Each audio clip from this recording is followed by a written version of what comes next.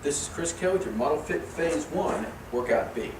For Workout B, we're going to start with our core training circuit. You're going to need a pair of 10 to 15 pound dumbbells, right? And possibly a mat when you lay down on the floor here. Alright, so what I'm starting out with is what is called a dead bug pullover. Alright, so I'm going to start with my feet off the ground here. Abs are tight. Press the dumbbells together. Just pull down behind you and come back up. Alright, I'm looking for up to 15 reps of this move, followed by 15 dumbbell toe taps. Alright, a toe tap, I'm just reaching down to the floor, tapping, keeping my abs tight, pressing the dumbbells together. To make this a little bit harder, you can just simply hold the dumbbells farther behind your head. That'll kind of increase the loading on the stomach, and that's what we're looking for. The main thing though is that we're keeping our back pressed into the floor, abs stay tight. Alright, from here our final exercise would be a full dead bug. Alright, we did this in the last phase. Alright, we're just coming forward, alternating. 1, 2, 3. Again, I'm looking for up to 15. Alright, now from here we're going to finish up with an exercise called a band stir. Alright, for the band stir, what I'm going to do, I've looped the band around a bench here, but ideally you would use both hands for this just to make sure it's as hard as possible. I'm going to hold the band out in front of me like this, just make big circles, keeping my abs tight. Once again, I can double the band up by holding both handles to make this harder. I can also walk it out a little bit to make it a little bit harder as well. Alright, so I'm looking for that circuit 3 times, alright, followed by our strength training circuit, which I'm about to demonstrate. Now for our strength training circuit, we're starting out with an alternating overhead press. Alright, with this, I'm going to get 2 dumbbells, abs are tight, just pressing one dumbbell up, coming back, pressing the other dumbbell up, coming back like this.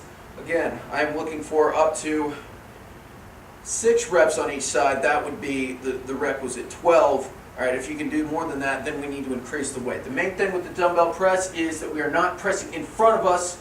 You're squeezing those shoulder blades together, pressing up right next to the ears. Alright, slight bend in the arms as you come up. Don't lock them out completely. Again, just get them over the head like that. Alright, for our next exercise, we have what is called a rear foot elevated split squats.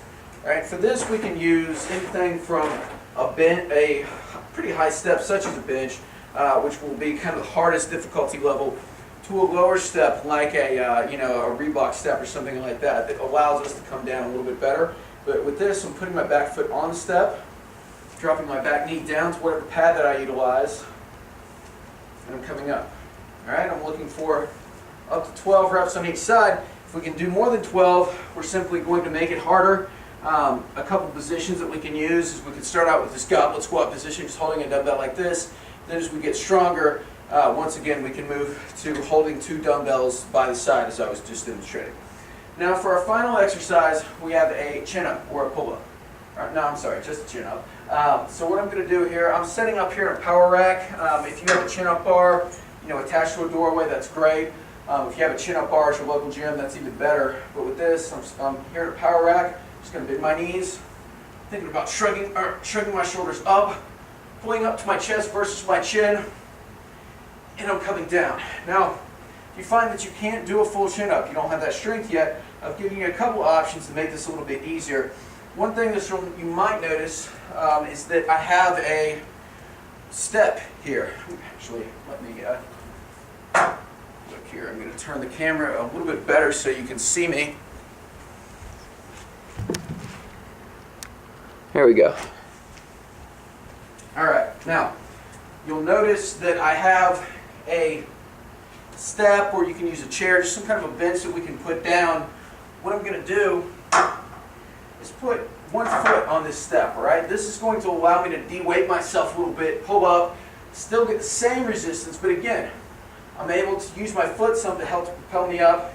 As I get better at this exercise, I would just straighten my leg out so it had less effect on me.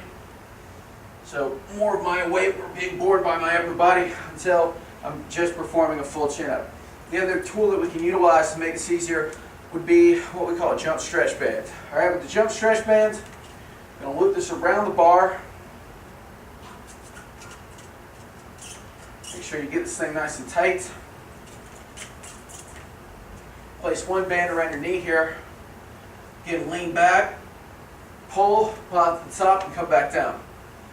Now with this, jump stretch bands come in various sizes, so you might start out with the bigger bands, and then if you have smaller bands available to you, move smaller until you can do a full chin-up on your own.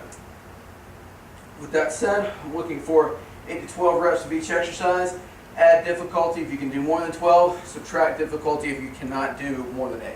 Alright, so that circuit will be performed 3 times, and then we're going to end with our circuit training. Now once again, for our circuit training, I am looking for 2 rounds of 8 to 12 minutes.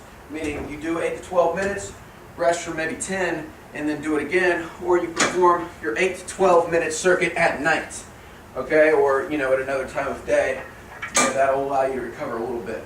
Alright, now the exercises in this circuit are, first and foremost, an inchworm push-up. Right, for the inchworm push-up, I'm going to come up into a push-up position, perform a push-up, walk up, walk back down, perform a push-up, walk up, walk back down, just like that. Alright, I'm looking for 12 reps.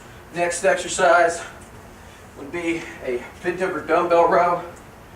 I'm going to bend over in this position, pull. Again, I'm looking for 12 reps. Okay, next exercise after that would be a dumbbell sumo squat jump, or a dumbbell sumo squat, holding the dumbbells between my legs, and down, jumping just like that. Alright, from here we have dumbbell flies, dumbbell lateral raises.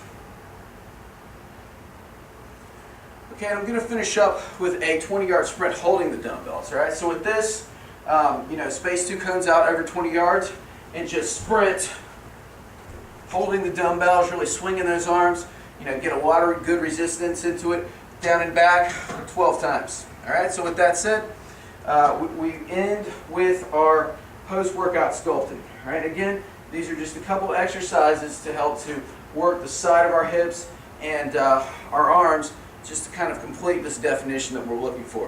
All right, so for our first tricep, or for our first bicep of exercises here, we're going to start out, all right, with a side lying leg lift. All right, with the side lying leg lift, what I'm going to do this month to add some difficulty is actually place a band around my feet. Just give this a little bit of resistance. I'm coming up and down up to 15 times. Then I've got a sideline kick out where I'm pulling one knee to my chest. I'm kicking out, just keeping my leg up here the whole time. Again, I'm looking for 15 of one, followed immediately by 15 of the other. All right, and then we're going to end with our final exercises, all right, which would be band curls. All right, so I'm going to stand on the bands here, palms facing up like this, moving very slowly. All right, we're going to end with band overhead extensions. All right, so with this, actually, let's do it one arm. Get the band like this, extend up and over. Again, 12 to 15 times. All right, we can also use both hands in this fashion, extend up like this. All right, but once again, I'm looking for 2 sets, 12 to 15 reps of that. Do your circuit training, break it up as necessary. That's your workout B.